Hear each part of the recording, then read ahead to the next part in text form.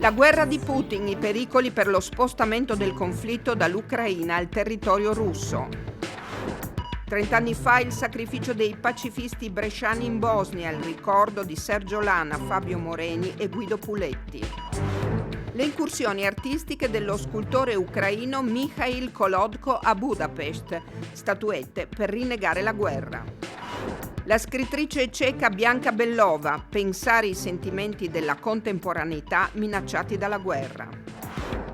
La settimana dell'Italia in Albania, una vetrina per la nostra cultura ed economia nel paese delle aquile.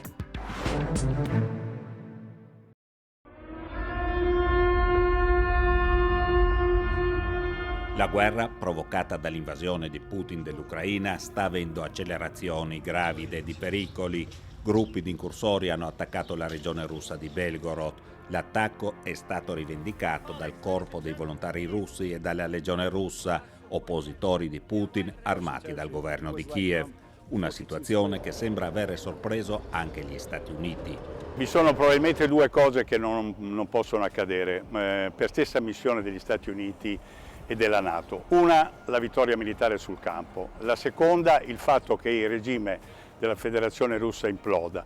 Quindi gli attacchi, al di là delle linee russe, possono solo comportare delle questioni di immagine, delle questioni di tentativo di rafforzare alcuni gruppi partigiani che operano già sul territorio russo, come spesso accade in ogni conflitto.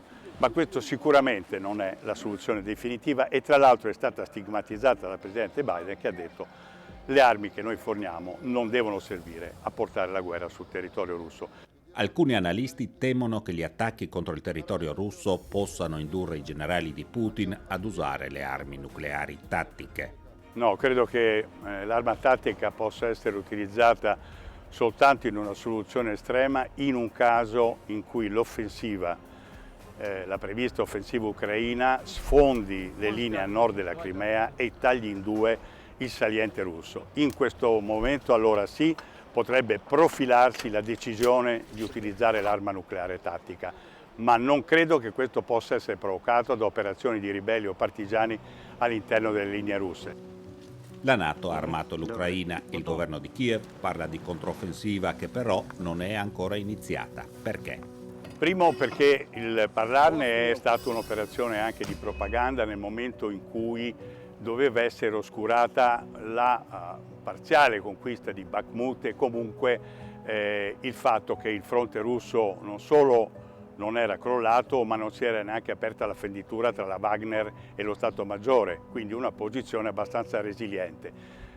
Ora probabilmente le questioni di propaganda con l'arrivo delle nuove armi stanno per terminare e probabilmente scatta l'operazione offensiva, come si è detto, per riuscire a posizionarsi in una situazione molto migliore al momento in cui si dovesse aprire qualsiasi spiraglio di trattativa. Ma come potrebbe finire la guerra? L'autunno potrebbe essere il momento nel quale, terminata l'offensiva, anche con dei eventuali guadagni di terreno da parte degli ucraini, ma su una posizione comunque molto difesa della Federazione Russa, le trattative sotto traccia tra la Repubblica Popolare Cinese, gli Stati Uniti e la proposta di conferenza internazionale potrebbero cominciare a far passare l'idea che sia arrivato il momento di passare dalla vicenda delle armi alla vicenda diplomatica, ma questo può accadere soltanto nel momento in cui ogni tipo di offensiva e ogni tipo di nuova fornitura di armamenti si blocca. La battaglia di Bakhmut sembra essere conclusa. Le rovine della città nei mesi scorsi sono state un grande mattatoio. Gli scontri continuano ora su altri fronti. Né Kiev né Mosca comunicano il numero dei soldati morti. Le perdite ucraine sono nascoste e non saranno quantificate, credo, fino a quando non termina il conflitto. Questa è una linea della NATO molto chiara ed è stata mantenuta, diciamo, dai media internazionali. Le cifre ufficiali dicono 500, ritengo che questa sia una cifra forzata e che quindi la realtà sia all'incirca la metà. Quindi in media al giorno 250 caduti russi e 250 ucraini? No, gli ucraini in questo momento, poiché erano i russi che andavano all'attacco a Bakhmut per la nota legge militare dell'attacco, sicuramente hanno avuto perdite inferiori.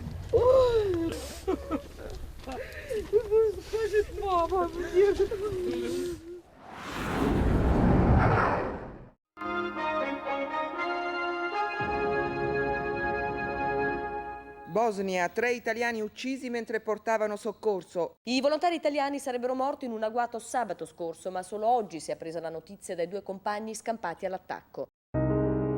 Il convoglio della Caritas e del Coordinamento Bresciano Iniziative di Solidarietà aveva lasciato Spalato la mattina del 29 maggio. Era il 1993. I pacifisti italiani manifestavano nella Sarajevo assediata, chiedevano il cessate il fuoco. Erano centinaia le iniziative per portare aiuto alle popolazioni, accogliere profughi e disertori, organizzare convogli di aiuti umanitari.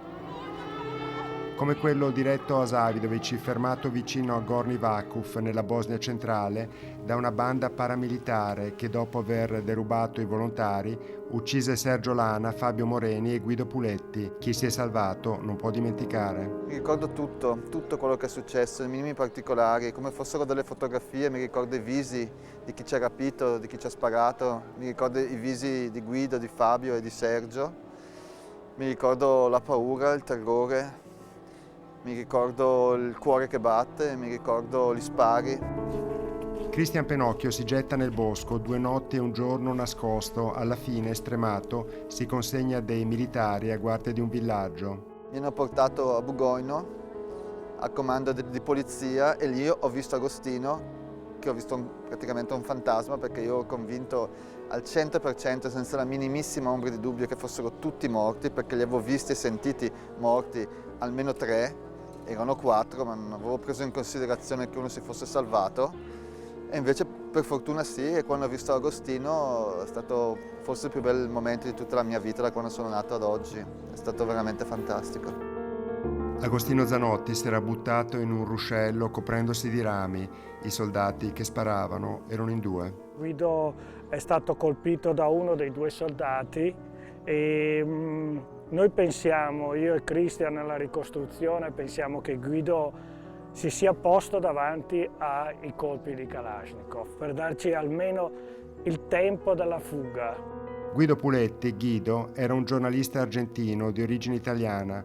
Sua nipote, Valentina Bani, ne ha raccontato la storia in un libro. Durante la dittatura era stato arrestato dai militari golpisti. 11 giorni è stato torturato. Molto pesantemente, la piccana elettrica, non so se hai sentito parlare, queste cose qua, quindi avevo un braccio paralizzato. Grazie all'intervento dell'ambasciata italiana, Guido con la sua famiglia viene fatto uscire dal paese. Arrivato a Brescia riprende l'impegno a favore dei più deboli. Quando in Bosnia comincia la guerra, partecipa a Mirsada, la marcia dei pacifisti a Sarajevo, e organizza convogli di aiuti per i civili assediati. E io gli ho detto: sì, ma non farlo, per favore, non farlo, cioè, pensa a noi. E lui mi ha detto: non ce la faccio, impossibile.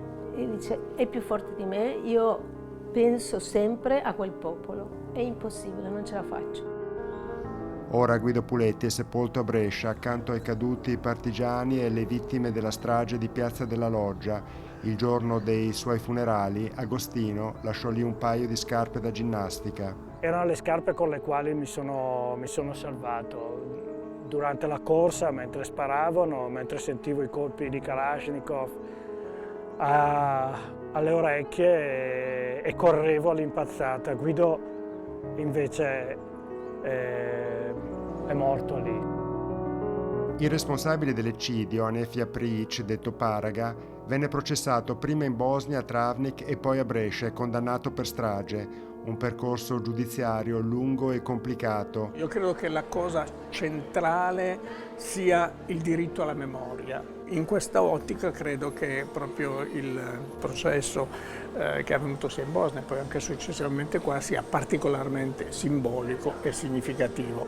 Un criminale di guerra processato e condannato dalla propria parte rappresentò un unicum nella Bosnia del dopoguerra che permise anche di ricostruire con precisione cosa avvenne il 29 maggio del 93, anche se Paraga non spiegò mai perché i suoi uomini uccisero 3 giovani inermi, volontari per la pace.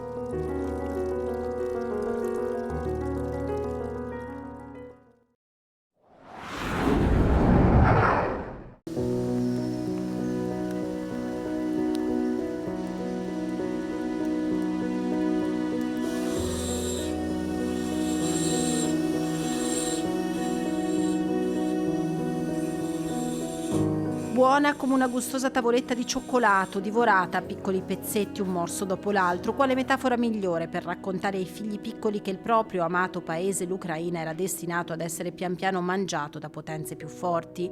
Nel 2014 vivevo con la mia famiglia ad Uzhgorod. Quando la Crimea è stata occupata militarmente dalla Russia, ho deciso di fare quest'ultimo lavoro e poi lasciare il paese con moglie e bimbi. Timido e riservato a parole, quanto potente e originale nella sua arte, incontriamo l'artista e scultore ucraino Mihaly Kolodko in una sorta di sotterraneo di un antico palazzo nel cuore di Budapest. Il suo atelier laboratorio è qui che crea colui che in breve tempo è diventato il Banksy di Budapest.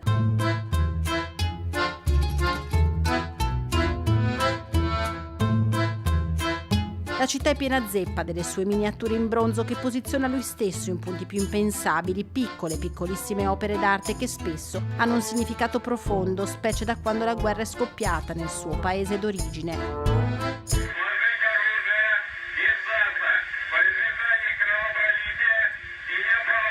La miniatura in bronzo di un vascello militare carico di missili con sopra un'enorme testa di Vladimir Putin è la prima opera che ha realizzato dopo l'attacco militare nel febbraio del 2022.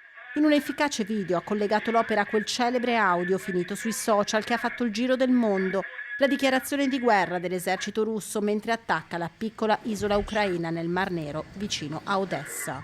L'opera è stata poi posizionata sopra ad un enorme dito medio in pietra, allusivo il significato. A ispirarmi, ha ammesso l'artista, è stato il vostro Maurizio Cattelan e quella sua irriverente quanto geniale scultura in Piazza Affari a Milano. Originali gli stivali che sembrano surfare su una tavola da skate apparsi al nuovo museo etnografico di Budapest, un edificio la cui forma ricorda proprio una pedana per skaters, ma qui un tempo c'era un'enorme statua di Stalin fatta a pezzi durante la rivoluzione d'Ungheria nel 1956. Queste ossa che spuntano le ho riconnesse al videogioco Among Us. Volevo richiamare l'attenzione dei giovani, ricordando che abbiamo un altro paio di stivali e un altro paio di ossa da eliminare. Sono di Putin. I turisti a Budapest vanno a caccia di queste mini statuine sovversive, ma una ce la mostra in esclusiva, ancora non posizionata. Un enorme orso bruno tratto dal cartone russo Masha e Orso, letteralmente messo al tappeto da un altro orso, l'inglese Paddington. In Ucraina, infatti, a prestare la voce al celebre orsetto British con l'impermeabile giallo fu l'ex attore, oggi presidente Zelensky, con l'auspicio, dice Kolodko, che metta davvero al tappeto Putin per la nostra Ucraina. Знаєте, вийшло набагато краще, ніж я думав.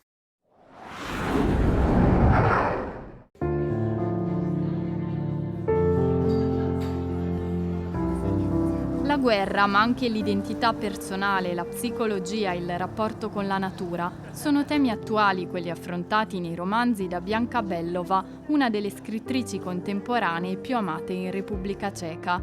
La incontriamo a Praga, la sua città, ci dà appuntamento nel suo bar preferito poco fuori dal centro. Ci racconta dei suoi libri, tradotti in italiano da una piccola casa editrice piemontese, dalla prima opera del 2009, romanzo sentimentale dove affiora il nodo della perdita dell'innocenza dopo il crollo del comunismo, al successo di Il lago, tradotto in più di 20 lingue, fino a Mona, che descrive l'amore tra un'infermiera in un ospedale travolto dalla guerra e un giovane soldato che arriva dal fronte con una grave ferita.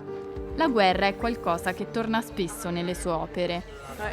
Non riesco a non pensare a quello che succede in Ucraina. Mentre sono seduta in un bar come adesso mi capita di pensare a una donna ucraina che conosco che ha un figlio e figlia al fronte. Oppure ricordo spesso quando ero alla stazione centrale di Praga allo scoppio del conflitto e aiutavo queste signore ucraine che non erano mai state all'estero. Erano completamente spaesate e non sapevano cosa fare. Come me, molti cittadini cechi sono rimasti sconvolti da quanto accaduto.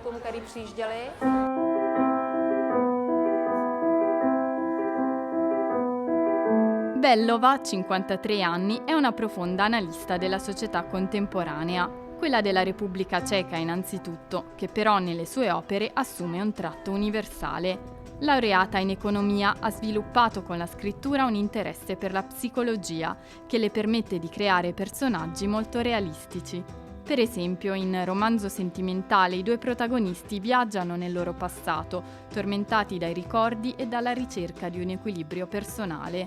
Proprio l'identità è al centro dei romanzi della scrittrice, un tema caro anche a uno dei grandi della letteratura del paese, Milan Kundera. Per come la vedo io, l'identità personale poggia su pilastri classici come l'amore della famiglia, la comunità in cui viviamo, ma anche la religione o lo Stato. Nel momento in cui perdiamo i punti di riferimento finiamo per fluttuare nel vuoto e soffriamo di un'ansia esistenziale. Per costruire la propria persona, dunque, credo sia importante avere punti fermi a cui ancorarsi. L'identità di un ragazzo che diventa uomo in un ambiente naturale e umano ostile è il filo conduttore del libro Il Lago, vincitore nel 2017 di 2 premi, il premio Unione Europea per la letteratura e il premio nazionale Magnesia Littera.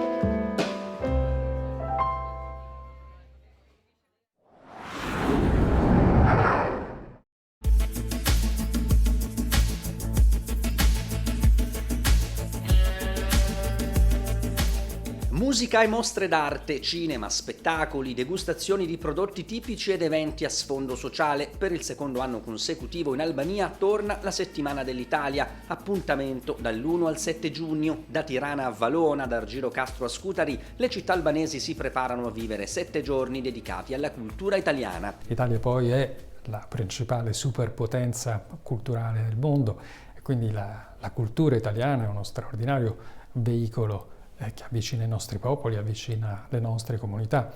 È il motivo per cui abbiamo deciso di rendere così ricco il calendario delle nostre attività per la settimana dell'Italia qui.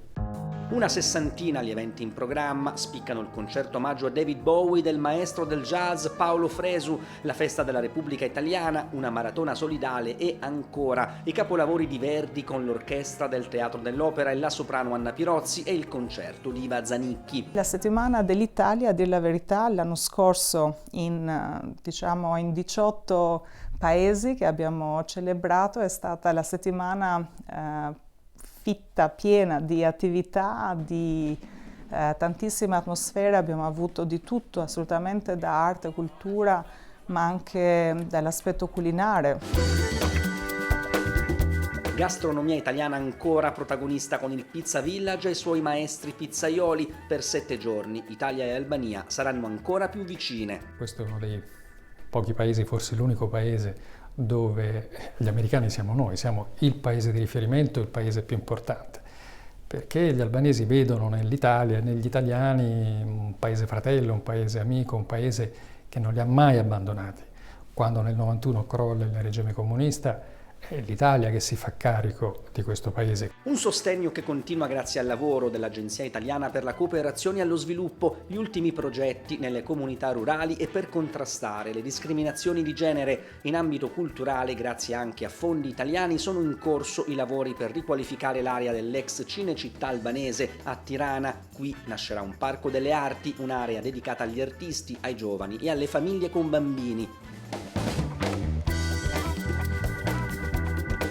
Nella settimana dell'Italia spazio anche ai rapporti commerciali tra i due paesi, con incontri con start-up e imprenditori. Non soltanto un momento celebrativo di memoria di quello che ci unisce, ma anche un momento di incontro per creare nuove opportunità di lavoro, soprattutto ai giovani, alle aziende o anche a nuove realtà che possono crearsi per via di questo contatto durante la settimana. Non solo all'Italia, l'Albania continua a guardare con insistenza al resto d'Europa. A luglio scorso il via libera dell'UE ai negoziati di adesione, per Tirana un passo ulteriore verso l'Unione Europea. L'Italia ha sempre sostenuto le aspirazioni europee dell'Albania, fin dal momento in cui l'Albania ha presentato la domanda d'adesione.